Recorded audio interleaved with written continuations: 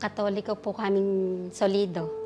Nung dalaga po ako kasama po ako sa mga nagtuturo sa mga bata. Yun lang po yung narinig kong parang bansag nila na Iglesia ni Manalo. Biblia po, lahat po ng mga itinuro at mga narinig ko pong mga salita ng Diyos ay galing po sa Biblia. Ang turning point ko po ay ang noong napagtanto ko na ang Iglesia ni Cristo po ay ang totoong relihiyon. Nag-decide na po talaga ako na umanib sa Iglesia ni Cristo. Mga magulang ko po talagang ayaw po nila na pumasok po ako sa Iglesia ni Cristo. Lagi pong galit ang tatay ko noon.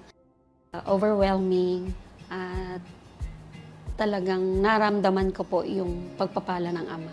Marami po akong pinagpapasalamat sa Diyos nung ako po ay naanib sa Iglesia ni Cristo. Unang-una po, naging maayos po ang pamilya na itinaguyod po namin. Lumaki po ang mga anak namin na may pananampalataya.